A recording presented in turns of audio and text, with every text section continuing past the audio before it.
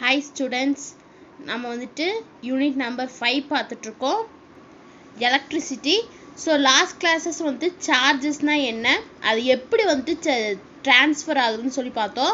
3 methods மூலமா transfer ஆகுது. First one வந்துட்டு transfer by friction, second one வந்து transfer by conduction, and third one is transfer by induction சொல்லிட்டு 3 methods மூலமா அந்த சார்ஜஸ் வந்துட்டு ட்ரான்ஸ்ஃபர் ஆகுது. ஸோ அப்படி ட்ரான்ஸ்ஃபர் ஆகுது வந்துட்டு நம்ம ஃபர்ஸ்ட் மெத்தட் பார்த்துட்டோம். இன்னைக்கு கிளாஸில் செகண்ட் அண்ட் தேர்ட் மெத்தட் பார்க்கலாம், அண்ட் எப்படி வந்து அந்த சார்ஜஸ் வந்துட்டு ஃப்ளோ ஆகுதுன்னு சொல்லிட்டு பார்க்கலாம். So page number 48 transfer by conduction, அதாவது கண்டக்ஷன் மூலமா எப்படி இந்த சார்ஜஸ் வந்துட்டு ட்ரான்ஸ்ஃபர் ஆகுது.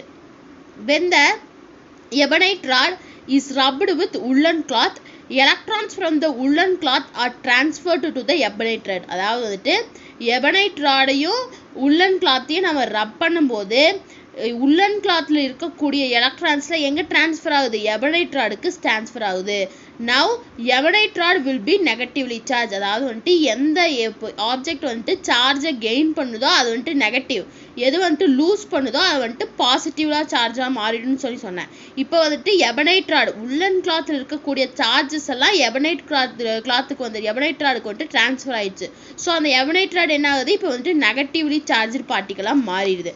when it is brought near the paper cylinder, அதாவது வந்துட்டு இதை எதுக்கு பக்கத்தில் கொண்டு வராங்க, பேப்பர் சிலிண்டருக்கு பக்கத்தில் கொண்டு வரும்போது negative charges in the rod are attracted by the positive charges in the cylinder. அப்போ இந்த பேப்பர் ராட்ல இருக்கக்கூடிய நெகட்டிவ் சார்ஜஸ் எல்லாம் பேப்பர் சிலிண்டர் இருக்கக்கூடிய பாசிட்டிவ் சார்ஜ் வந்துட்டு அட்ராக்ட் பண்ணிடுது. when the cylinder is touched by the rod, அதாவது வந்துட்டு அந்த ராடு வந்துட்டு சிலிண்டரை டச் பண்ணும்போது some negative charges transferred to paper. So சில நெகட்டிவ் சார்ஜஸ் வந்துட்டு அந்த பேப்பருக்கு வந்துட்டு டிரான்ஸ்ஃபர் ஆகுதுன்னு சொல்கிறாங்க. hence the negative charges in the rod are repelled by the negative charges in the cylinder. So அதனால என்ன ஆகுது, ராட்ல இருக்கக்கூடிய நெகட்டிவ் சார்ஜஸும் சிலிண்டர் இருக்கக்கூடிய நெகட்டிவ் சார்ஜஸும் ஒன்றுக்கு ரிப்பல் ஆயிடுது சொல்கிறாங்க, அதாவது விலகி போயிடுது. thus we can say that charges can be transferred to an object by bringing it in a contact with a charged body. So இதுலேருந்து நம்மளால என்ன கன்க்ளூஷனுக்கு வர முடியுது, ஒரு சார்ஜ் வந்துட்டு ஒரு ஆப்ஜெக்ட்டுக்கு வந்துட்டு எப்படி டிரான்ஸ்ஃபர் ஆகும்னா அதை ரெண்டையும் வந்துட்டு கான்டாக்டுக்கு கொண்டு வரும்போது அது வந்துட்டு டிரான்ஸ்ஃபர் ஆகும், அந்த சார்ஜ் வந்துட்டு டிரான்ஸ்ஃபர் ஆகும்னு சொல்கிறோம். This method of transferring charges from one body to other body is called transfer of induction. இந்த மெத்தடில் வந்துட்டு சார்ஜஸ் வந்துட்டு ஒரு பாடியிலிருந்து இன்னொரு பாடிக்கு டிரான்ஸ்ஃபர் ஆகிறத நம்ம என்ன சொல்கிறோம், டிரான்ஸ்ஃபர் பை கண்டக்ஷன் அப்படின்னு சொல்கிறோம். இதான் வந்துட்டு செகண்ட் மெத்தட். தேர்ட் மெத்தட் பாருங்க, transfer by induction. So induction மூலமா இது எப்படி டிரான்ஸ்ஃபர் ஆகுது. we saw that we can charge an uncharged object when we touch it by a charged object. அதாவது நமக்கு தெரியும் ஒரு uncharged objects நம்மளால சார்ஜ் பண்ணிக்க முடியும். but it is also possible to obtain charges in a body without any contact with the other charged body. அதே மாதிரி வந்துட்டு ஒரு பாடினால வந்துட்டு சார்ஜை வந்துட்டு அப்டைன் பண்ண முடியும், எந்த விதமான கான்டாக்டும் இன்னொரு பாடியில் இல்லாமல் ஒரு பாடினால சார்ஜை வந்துட்டு அப்டைன் பண்ண முடியும்னு சொல்கிறாங்க. The process of charging an uncharged body by bringing a charged body nearer to it but without touching is called induction. So induction என்னன்னா process of charging an uncharged body, அதாவது uncharged body வந்துட்டு charge ஆகக்கூடிய process. எப்படி அந்த charged பாடியை வந்துட்டு பக்கத்தில் கொண்டு வந்து அதை டச் பண்ண முடியாமையே அந்த பாடி வந்துட்டு ஒரு பாடி வந்துட்டு சார்ஜ் ஆகுது. ஸோ அந்த ப்ராசஸ் தான் நம்ம என்ன சொல்கிறோம்னா இண்டக்ஷன் அப்படின்னு சொல்கிறோம். The uncharged body acquires an opposite charge at the nearer end and similar charge at the further end. அதாவது வந்துட்டு அந்த அன்சார்ஜ்டு பாடியில் என்ன இருக்குன்னா ஆப்போசிட் சார்ஜ், அதாவது நியர் எண்ட் பக்கத்தில் இருக்கக்கூடிய எண்டில் வந்துட்டு ஆப்போசிட் சார்ஜ் இருக்கும், தூரத்தில் இருக்கக்கூடிய எண்டில் வந்துட்டு சிமிலர் சார்ஜ், அதாவது ஒரே சார்ஜ் தான் இருக்குன்னு சொல்கிறாங்க. Similarly, when a positively charged rod is brought near an uncharged rod, negative charged electrons are attracted towards it. அதாவது வந்துட்டு ஒரு ராட், 2 ராட் இருக்கு, ஒன்று வந்துட்டு சார்ஜ் ராட், இன்னொன்று வந்துட்டு அன்சார்ஜ் ராட். பாசிட்டிவாக இருக்கக்கூடிய ராடை வந்துட்டு அன்சார்ஜ்டு ராடுக்கு பக்கத்தில் கொண்டு வரும்போது இந்த நெகட்டிவ் சார்ஜ் எலக்ட்ரான்ஸ் வந்துட்டு அந்த ராடு வந்துட்டு அட்ராக்ட் பண்ணுது அப்படிங்கிறாங்க.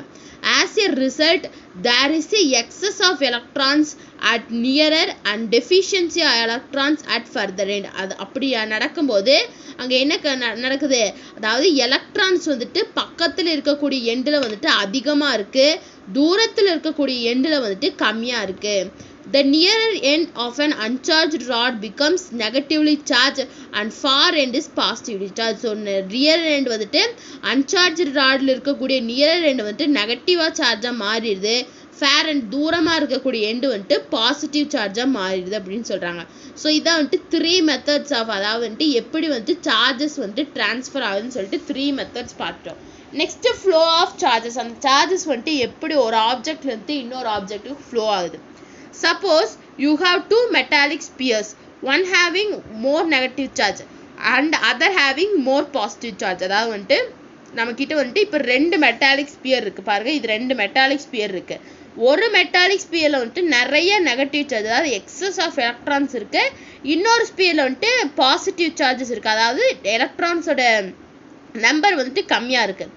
when you connect them both with the help of metallic wire. So அந்த ரெண்டையும் நீங்கள் எப்படி கனெக்ட் பண்ணுறீங்க, மெட்டாலிக் ஒயரோட ஹெல்ப்னால அந்த ரெண்டையும் கனெக்ட் பண்ணுறீங்க. கனெக்ட் பண்ணும்போது with the help of metallic wire, excess electrons from negatively charged sphere will start flowing towards the positively charged sphere. அதாவது வந்துட்டு எக்ஸஸ் எலக்ட்ரான்ஸ் இருக்குல்ல ஒரு நெகட்டிவ் ஸ்பியரில், அந்த ஸ்பியரில் வந்துட்டு பாசிட்டிவ் சார்ஜ்டு அந்த ஸ்பியருக்கு வந்துட்டு எலக்ட்ரான்ஸ் வந்துட்டு ஃப்ளோ ஆக ஸ்டார்ட் ஆகும் அப்படிங்கிறாங்க. This flow continues till the number of electrons in both the sphere is equal. இந்த flow வந்துட்டு எப்போ வரைக்கும் கண்டினியூ ஆகும் அப்படின்னா 2 ஸ்பியர்லேயும் வந்துட்டு ஈக்குவல் நம்பர் ஆஃப் எலக்ட்ரான்ஸ் வர வரைக்கும் அந்த flow வந்துட்டு கண்டினியூ ஆகும் அப்படிங்கிறாங்க. Here positively charged sphere is said to be higher potential and negatively charged is said to be lower potential. அதாவது வந்துட்டு பாசிட்டிவ்லி சார்ஜ்டு ஸ்பியர் நம்ம என்னன்னு சொல்கிறோன்னா ஹையர் பொட்டென்ஷியல்னு சொல்கிறோம், நெகட்டிவ்லி சார்ஜ்டு ஸ்பியரை வந்துட்டு நம்ம லோவர் பொட்டென்ஷியல் அப்படின்னு சொல்கிறோம்.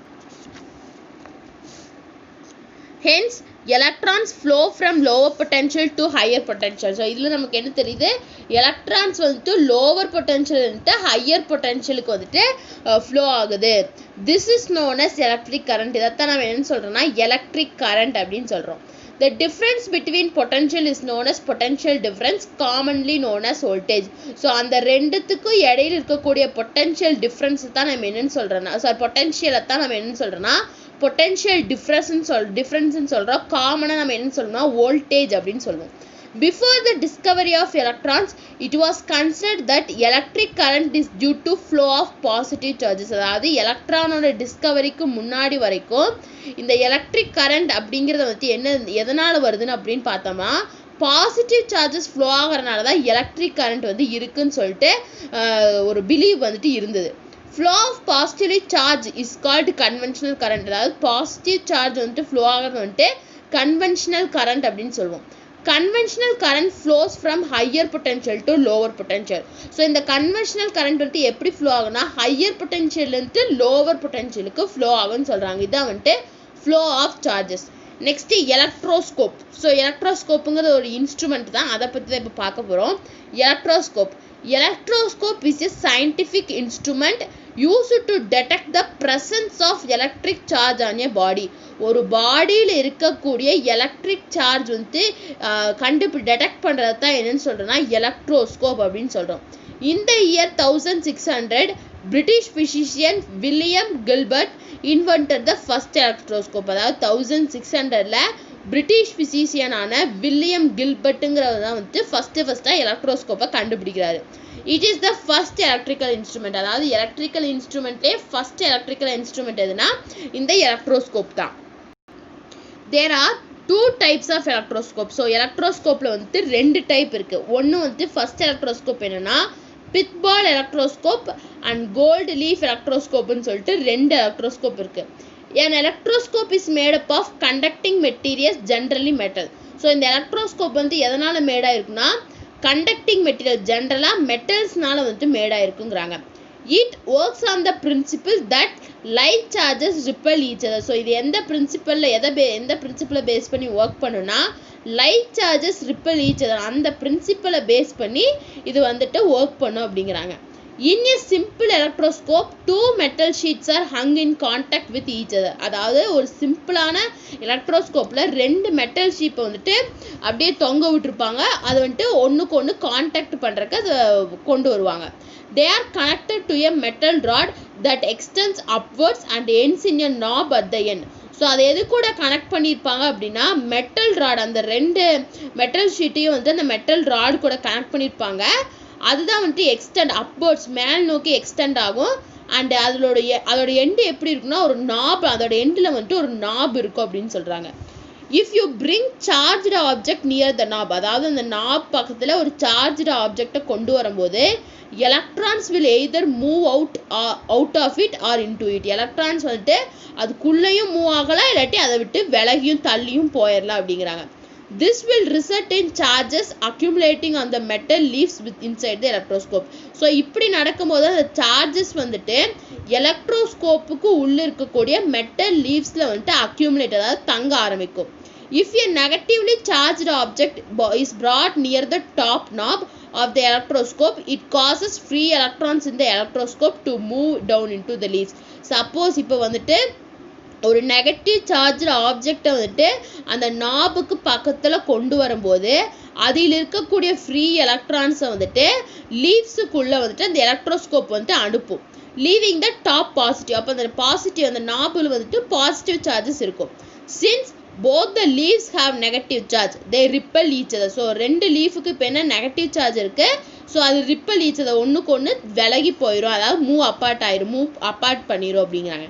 If a positive object is brought near the top knob of the electroscope. First negative சார்ஜை கொண்டு வந்தாங்க, இப்போ பாசிட்டிவ் சார்ஜை வந்து இந்த எலக்ட்ரோஸ்கோப்போட நாபுக்கு கொண்டு வரும்போது the free electrons in the electroscope start to move up toward the knob. So அப்போ வந்து என்ன நடக்கும்னா அந்த நாபில் இருக்கக்கூடிய ஃப்ரீ எலக்ட்ரான்ஸ்லாம் அப்வர்ட் டைரக்ஷனில் மூவ் பண்ணும் அப்படிங்கிறாங்க. This means that bottom has net positive charge. So இதுலேருந்து நமக்கு என்ன தெரியுது, பாட்டமில் வந்துட்டு நெட் பாசிட்டிவ் சார்ஜ் இருக்குன்னு சொல்கிறாங்க. த leaves will spread apart gain now. So இப்போ அந்த ரெண்டு லீஃப் பிரிஞ்சிருக்கிற ரிப்பல் ஆகிருக்குல, அது எகெயின் வந்துட்டு ஒன்று சேர்ந்துரும் அப்படின்னு சொல்கிறாங்க. Apart again now. So again வந்துட்டு அது வந்துட்டு அப்பார்ட் ஆயிரும்னு சொல்கிறாங்க. இதான் வந்துட்டு எலக்ட்ரோஸ்கோப்புக்கு சொல்லியிருக்காங்க. நெக்ஸ்ட் கோல்டு லீஃப் எலக்ட்ரோஸ்கோப், அதாவது இந்த கோல்டு லீஃப் எலக்ட்ரோஸ்கோப் எப்படி இருக்கோ அது எப்படி வந்துட்டு எலக்ட்ரிக்கல் டிஸ்சார்ஜ் பண்ணும் அப்படின்னு சொல்லி பார்க்க போகிறோம். Gold leaf electroscope. The gold leaf electroscope was developed in 1787 by British scientist named Abraham Bennett. அதாவது கோல்டு லீஃப் எலக்ட்ரோஸ்கோப் வந்துட்டு யார் டெவலப் பண்ணானா பிரிட்டிஷ் சயின்டிஸ்டான அப்ரஹாம் பெனட்டுங்கிறவர் 1787 அதை டெவலப் பண்ணார். Gold and silver are used in electroscope because they are the best conductors of electric current. So அவர் வந்துட்டு அந்த எலக்ட்ரோஸ்கோப்பில் வந்துட்டு கோல்டையும் சில்வரையும் யூஸ் பண்ணியிருக்காரு. ஏன்னா வந்துட்டு அது ரெண்டுமே பெஸ்ட்டு கண்டக்டர்ஸ், அதாவது எலக்ட்ரிசிட்டியை கண்டக்ட் பண்ணுறதுல அந்த ரெண்டுமே ஒரு பெஸ்ட்டான ஒரு திங் அப்படின்னு சொல்கிறதுனால அதை வந்துட்டு அவர் யூஸ் பண்ணார். First structure of electroscope. இந்த எலக்ட்ரோஸ்கோப்போட ஸ்ட்ரக்சர் என்ன? It is made up of glass jar. இதான் வந்துட்டு கோல்டு லீஃப் எலக்ட்ரோஸ்கோப். இது எப்படி இருக்கு, ஒரு ஜார்னால வந்துட்டு மேடாயிருக்கு. A vertical brass rod is inserted into the jar through the cork. அதாவது ஒரு வெர்டிக்கலான ஒரு கிளாஸ் ராடு, அதாவது வந்துட்டு ராடு, அதாவது பிராஸ் ராடு வந்துட்டு அந்த ஜார்க்குள்ளே வந்துட்டு என்ட்ராயிருக்கு. எது மூலயமானா கார்க், அதோட மூடி மூலயமா. The top of the brass rod has a horizontal brass rod or brass stick. அதாவது என்ன சொல்கிறாங்கன்னா அதோட டாப்பில் அந்த brass ராடோட டாப்பில் என்ன இருக்குது, ஹரிசாண்டலான ஒரு brass rod இல்லாட்டி brass disc இருக்குது அப்படிங்கிறாங்க. 2 gold leaves are suspended from the brass rod inside the jar. So வந்துட்டு அந்த ரெண்டு கோல்டு லீவ்ஸ் எதில் சஸ்பெண்ட் ஆகிருக்கு, அந்த ராடில் சஸ்பெண்ட் ஆகி அந்த கிளாஸ் ஜாருக்கு உள்ளே இருக்குது அப்படின்னு சொல்கிறாங்க. Next working of electroscope. இந்த எலக்ட்ரோஸ்கோப் எப்படி ஒர்க் பண்ணும்? when the brass disc of the electroscope is touched by a charged body. அதாவது வந்துட்டு அந்த brass disc, அந்த எலக்ட்ரோஸ்கோப்பில் இருக்கக்கூடிய brass disc-ஐ வந்துட்டு ஒரு சார்ஜ்டு பாடி வந்துட்டு டச் பண்ணும்போது electric charge gets transfer to the gold leaf through the rod. So வந்துட்டு அதில் வந்துட்டு அந்த எலக்ட்ரிக் சார்ஜ் வந்துட்டு ட்ரான்ஸ்ஃபர் ஆகும், அதாவது கோல்டு லீஃப்லேருந்து ராடுக்கு வந்துட்டு ட்ரான்ஸ்ஃபர் ஆகும். this results in gold leaves moving away from each other. So இதுதான் வந்துட்டு என்ன இதோட ரிசல்ட் என்ன கிடைக்கும், அந்த கோல்டு லீவ்ஸ் வந்துட்டு ஒன்றுக்கு ஒன்று தனித்தனியாக மூவ் ஆகும். this happens because both the leaves have similar charges. இது எதனால் நடக்குது, ரெண்டு லீஃப்லேயும் வந்துட்டு சிமிலரான சார்ஜஸ் இருக்கிறனால இப்படி நடக்குதுன்னு சொல்கிறாங்க. ஸோ ஒர்க்கிங் ஆஃப் எலக்ட்ரோஸ்கோப்னு பார்க்கும்போது அதாவது அந்த பிராஸ் டிஸ்க் எலக்ட்ரோஸ்கோப்பில் இருக்கக்கூடிய பிராஸ் டிஸ்கை வந்துட்டு ஒரு சார்ஜு ஆப்ஜெக்ட் வந்துட்டு டச் பண்ணும்போது எலக்ட்ரிக் சார்ஜ் வந்துட்டு ட்ரான்ஸ்ஃபர் ஆகுது அந்த gold லீஃபில்.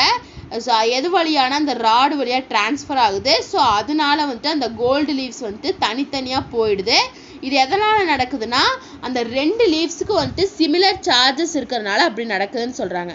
Next charging. Transfer of charge from one object to another is called charging. So சார்ஜிங்னு என்ன, ட்ரான்ஸ்ஃபர், அதாவது சார்ஜ் வந்து ஒரு ஆப்ஜெக்ட்லேருந்து இன்னொரு ஆப்ஜெக்ட்டுக்கு ட்ரான்ஸ்ஃபர் ஆகிறது தான் நம்ம என்ன சொல்கிறோன்னா சார்ஜிங் அப்படின்னு சொல்கிறோம். In case of gold leaves charge is transfer to the pastor. So இந்த கேஸில் கோல்டு லீவ்ஸில் எப்படி அந்த சார்ஜ் ட்ரான்ஸ்ஃபர் ஆகுது, பிராஸ் ராடு மூலயமா ட்ரான்ஸ்ஃபர் ஆகுதுங்கிறாங்க. Electrical discharge. இதில் எப்படி வந்துட்டு எலக்ட்ரிக்கல் டிஸ்சார்ஜ் நடக்குது. The gold leaves resume their normal position after some time. After some time the process முடிஞ்சு கொஞ்ச நேரம் கழிச்சு அந்த கோல்டு லீவ்ஸ் வந்துட்டு again அதோட ஒரிஜினல் பொசிஷனுக்கு வந்துடுது. this happens because they lose their charge. இது எதனால் நடக்குது, டைம் ஆக ஆக அதோட சார்ஜெலாம் வந்துட்டு லூஸ் பண்ணிடுது. ஸோ அதனால அது வந்துட்டு ஒரிஜினல் பொசிஷனுக்கு வந்துடுது. this process is called electrical discharge. So இந்த ப்ராசஸ் தான் நம்ம என்ன சொல்கிறோம், electrical discharge அப்படின்னு சொல்கிறோம். the gold leaves would also be discharged when some touches the brass rod with bare hands. அதாவது வந்துட்டு அந்த கோல்டு லீவ்ஸ் வந்துட்டு மறுபடியும் டிஸ்சார்ஜ் ஆகும் எப்பன்னா யாராச்சும் ஒருத்தர் வந்துட்டு அவங்க கையை வந்துட்டு அந்த brass rod மேலே வைக்கும் போது. in that case the charge is transferred to the earth through the human body. அந்த அப்படி நடக்கும்போது அந்த சார்ஜ் ஏர்த்லேருந்து ஹியூமன் பாடிக்கு வந்துட்டு ட்ரான்ஸ்ஃபர் ஆகுது அப்படின்னு transfer to the earth through human body. Human பாடியில் இருக்கக்கூடிய சார்ஜஸ் வந்துட்டு ஏர்த்துக்கு வந்துட்டு ட்ரான்ஸ்ஃபர் ஆகுது அப்படின்னு சொல்கிறாங்க. இதான் வந்துட்டு எலக்ட்ரிக்கல் டிஸ்சார்ஜ்னு சொல்கிறாங்க. So electrical discharge is nothing but இது அந்த கோல்டு லீவ்ஸ் வந்துட்டு எகெயின் அதோட ஒரிஜினல் பொசிஷனுக்கு கொஞ்சம் நேரம் கழிச்சு வரும். எதனால் வருதுன்னா அது வந்துட்டு சார்ஜை வந்துட்டு லூஸ் பண்ணுறதுனால வருது. அந்த ப்ராசஸஸ் தான் நம்ம என்னன்னு சொல்கிறோம், எலக்ட்ரிக்கல் டிஸ்சார்ஜ் அப்படின்னு சொல்கிறோம். ஸோ இன்றைக்கி கிளாஸில் அந்த பேலன்ஸ் இருக்கக்கூடிய ரெண்டு மெத்தட், அதாவது transfer by conduction and transfer by induction பார்த்தோம். நெக்ஸ்ட் எலக்ட்ரோஸ்கோப்னா என்னென்னு பார்த்தோம், கோல்டு லீஃப் எலக்ட்ரோஸ்கோப் பார்த்தோம், அதோட ஒர்க்கிங்கு அதோட ஸ்ட்ரக்சர் பார்த்தோம். நெக்ஸ்ட்டு சார்ஜிங்னா என்ன, எலக்ட்ரிக்கல் டிஸ்சார்ஜ்னா என்னென்னு பார்த்தோம். ஸோ உங்களுக்கு இது ஏதாச்சும் டவுட் இருந்தால் கமெண்ட் பண்ணுங்கள். இந்த வீடியோ கிளாஸ் பிடிச்சிருந்தா லைக் பண்ணுங்கள், ஷேர் பண்ணுங்கள், சப்ஸ்கிரைப் பண்ணுங்கள். தேங்க்யூ. நெக்ஸ்ட் கிளாஸில் பார்க்கலாம். நெக்ஸ்ட் கிளாஸில் நம்ம வேறு டாபிக்ஸில் பார்க்கலாம். தேங்க்யூ.